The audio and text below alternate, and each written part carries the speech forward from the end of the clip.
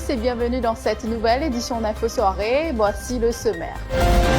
Le Premier ministre est aujourd'hui enfermé dans un cercle hermétique. Première réaction de Nando Boda, 24 heures après sa démission du gouvernement et de toutes les instances du MSM.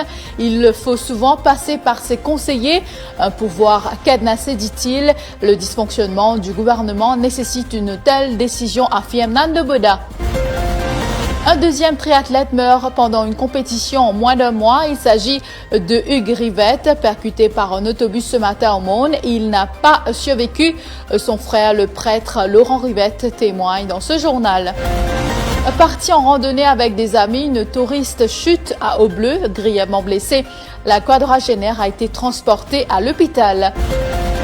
Et puis, à l'occasion de la journée de la femme, le 8 mars prochain, l'Institut français vous propose de découvrir 4 longs métrages réalisés par 4 jeunes réalisatrices françaises. Au lendemain de sa démission du gouvernement et de toutes les instances du MSM, Nando Boda s'est adressé à la population sur sa page Facebook en début de soirée. L'ancien ministre des Affaires étrangères affirme que le Premier ministre est aujourd'hui enfermé dans un cercle hermétique. Il faut souvent passer par ses conseillers. Un pouvoir cadenassé, affirme l'ancien secrétaire général du MSM. Le dysfonctionnement du gouvernement nécessite une telle décision, dit-il.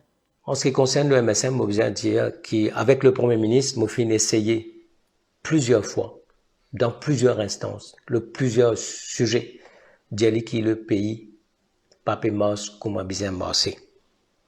Mais aujourd'hui, on connaît le Premier ministre enfermé dans un cercle hermétique, que souvent besoin passe par advisor. C'est un pouvoir cadenassé, que Détroit du monde prend décision. Parti n'a aucun rôle. Les autres formations qui dans l'Alliance n'a aucun rôle.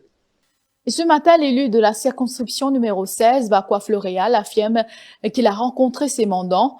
Nando Boda viendra bientôt avec un projet de société qu'il présentera à la classe politique, syndicale et la société civile. Nous avons trop bonnes solutions, à une plus grande priorité de nos sociétés. Tout bon problème qui nous est aujourd'hui. Et moi, besoin dire qu'il m'a senti que la population, le peuple mauricien, bien en avance en ce qui concerne ce bonne valeur, ce bonne aspiration, ce bon rêve, bonne solution qu'il voulait pour ce pays-là aujourd'hui. Nous besoin, dans la classe politique, prendre compte de ça. Une fois qu'on travaille le semaine priorité là, moi vous présente cette bonne solution là, cette bonne idée là, à tout bon leader de la classe politique. Moi vous cause aussi avec la société civile, moi vous cause avec bon syndicat et tout bon mauricien, tout bonne formation qui souhaite apporter une contribution. Nando Boda n'est pas une personne que Paul Béranger peut manipuler. Ce sont là les propos d'Ivan Kolenda-Belou, se disant attristé par la démission du ministre des Affaires étrangères de toutes les instances du MSM. L'ancien ministre des Utilités publiques affirme que Nando Boda n'était pas ravi quand le ministère du Transport lui avait été arraché. Je ne pas croire qu'il n'a de Boda une qualité du monde qui Béranger capable de manipuler. Je ne pas croire ça. Je pense que nous, c'est pas la lecture qui m'offre. Mais mon pays a assez d'informations. Le Premier ministre, évidemment, mieux renseigné que moi. S'il dit à vous qu'il y a l'information, moi, obligé de croire lui. Moi, mon pays a ça l'information. Je connais qu'il n'est pas si content quand il y a métro avec lui. Mais moi, pas croire, les types attendent tout ça les temps là pour lui démissionner. Moi, peut faire une réflexion depuis novembre, une tient transport avec lui. Moi, connais, il n'est pas si content. Ça, c'était le secret des polichinelles.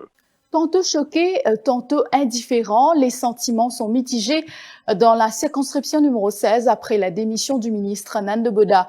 Certains habitants considèrent qu'il a contribué au développement de Bakwa Floréal, d'autres ne sont pas de cet avis. Étonnant, comment le cas on arrive à faire comme ça. Mais comme on est ensemble toute l'année, jusqu'à 95, avant ça. Et 95, je suis candidat ensemble, pas ensemble, mais je suis au niveau de municipalité, je suis candidat. Mais nous étions ensemble, nous travaillons ensemble jusqu'à l'élection. Là, nous pas c'est pas pour un prochel ou un général. Mais ça, c'est tout dans l'armée, gouvernement. La même ministre. On dit que le ministre Bedard finit toujours travail pour. Il fait un travail pour les peuples. Pas dire non, il fait un travail. Ici, nous correct bien tranquille, à part jusqu'à dévotement venu. Gros dévotement, des lots plein dans la case, aucun député MSM, pas de minute.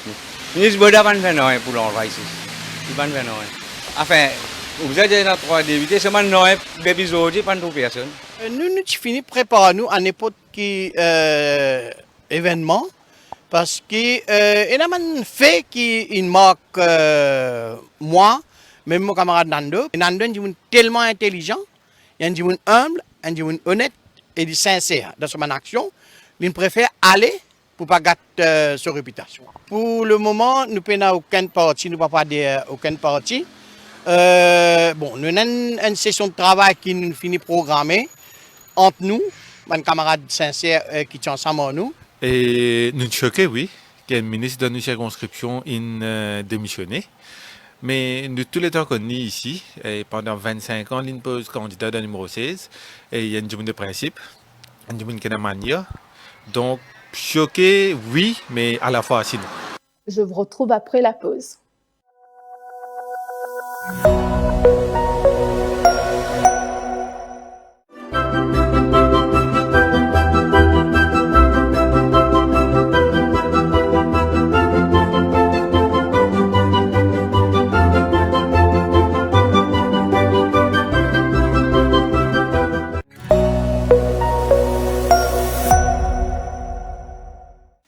Tragique pour Hugues Ribet, cet habitant d'Helvetia Saint-Pierre de 49 ans a été percuté par un autobus ce matin au Monde alors que le quadragénaire participait à une compétition de triathlon. La victime est le frère aîné du prêtre Laurent Ribet. Sous le choc, il affirme qu'Hugues Ribet était passionné par le sport. Hugues Ribet, oui, mon grand frère, donc le frère cadet d'une fratrie de 4 enfants. La dernière fois, c'était l'anniversaire de ma maman, qui fait 70 ans, donc c'est le bon souvenir qu'on garde de lui. Un homme très sérieux, un homme très sérieux dans sa profession aussi et dans toutes ses activités. Un passionné de sport, il a fait le Ironman, qui est un exploit sportif quand même assez considérable. Et c'est dans ces circonstances-là, on attend un petit peu d'avoir un peu plus de précision sur les circonstances de sa mort, qui est décédé. Il voulait entraîner son fils aussi, qui est en Afrique du Sud, qui va, espérons-le, retourner et pour le triathlon. Donc, on ne sait pas encore exactement. Il avait un problème de cœur et donc est-ce que c'est ça qui a fait que il était sur sa bicyclette? Il était sur la bicyclette. Apparemment, il aurait percuté un bus. Est-ce que le bus s'est arrêté ou il était en stationnement, ou est-ce que c'est le problème cardiaque qui a causé cette chute? On ne sait pas trop encore. Ce décès porte à 16 le nombre de tués sur nos routes depuis le début de l'année. Le chauffeur de l'autobus impliqué dans l'accident a été arrêté. Les circonstances de l'accident restent à être déterminées. Entre-temps, le ministère des Sports enquête, à savoir que c'est le deuxième accident qui a coûté la vie à un triathlète en moins d'un mois. Le 17 janvier dernier, Jairaj Singh Azari Singh, 55 ans, avait péri noyé au Monde lors d'une épreuve de natation. Chute d'une touriste d'une quarantaine d'années à Eau-Bleue cet après-midi. Des pompiers ont été déployés sur place. Grièvement blessée, elle a été évacuée vers l'hôpital Nehru à Rosebel. Selon les premières informations disponibles, elle se trouvait en compagnie de quelques amis pour une randonnée quand elle a chuté. En quarantaine à l'hôpital Jitu à Port-Louis, un patient de nationalité russe a été transféré dans un hôtel de l'Est sans le feu vert du ministère de la Santé. Les faits se sont produits vendredi après-midi quand une ambulance d'une clinique privée est arrivée à l'hôpital Jitu et a emmené le patient. Le Russe, qui participait à une compétition en mer, avait eu des soucis de santé. Il a été évacué vers Maurice par l'hélicoptère. Il a été, dans un premier temps, admis aux soins intensifs avant d'être placé en salle d'isolement pour sa quarantaine. Même si son premier test à la COVID-19 s'est révélé négatif, il n'était pas autorisé à quitter l'hôpital avant 3 tests négatifs sur une période de 14 jours. Une plainte a été déposée au poste de police de l'hôpital Jitu par un des responsables. Coup dur pour les consommateurs, l'huile comestible coûte plus cher à partir d'aujourd'hui, conséquence de la décision du gouvernement d'imposer un droit de douane de 10% sur les importations d'huile alimentaire en provenance des pays du COMESA. Pour Pritam Debidoya, l'importateur, cette décision du gouvernement est au détriment des consommateurs. Le directeur de PNP International parle de monopole concernant l'importation d'huile. Il a pu augmenter. Et nous avons un shortage parce que le gouvernement il empêche de faire un forward contract. L'augmentation, nous pas prendre en contrôle, c'est un géant, c'est un 40 ans qui roule sur l'industrie locale. Là, je peux faire tout ce qu'ils ont envie. Moi, capable de dire, moi, comme importateur, dernièrement, nous vendons de l'huile 30 FOP et regrettablement, chagrinement, ça graine dans tous les cas du monde et qui m'a dit à eux, les marques, eux, garder qui de l'huile pour vendre là-haut 60 roupies, qui moi, peut trouver une augmentation 100%, nous pas pour comprendre, derrière tout ça, d'histoire là qui est là, comment ça arrivé, qui va un arrangement qu'ils ont faire, qui va un monopole de là, et nous peut demander rapport aux Competitors Commission, qu'il finit trouver pour lui dire, aller de l'avant avec sa augmentation là, et nous, d'après nous, moi pas quoi qui Competitors Commission capable de faire des affaires comme ça. C'est un gouvernement qui fait ça par sa propre volonté au détriment de la population.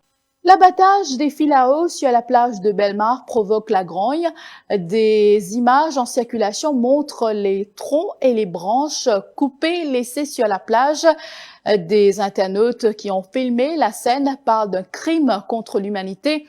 Contacté, Daniel Laurent, président de la Beach Authority, affirme qu'il s'agit d'un projet du ministère de l'Environnement qui vise à remplacer les filaos par d'autres arbres car arrivés à un certain âge, ils ne préviennent plus l'érosion.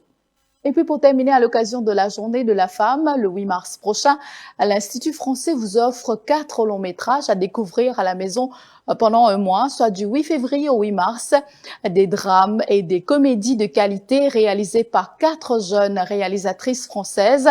C'est une offre gratuite à découvrir. Angèle et Tony Dalix de La Porte, Le Beau Monde de Julie Lepès-Curval, La Cour de Babel de Julie Bertucelli et Tout est pardonné de Mia Hansen-Leuve.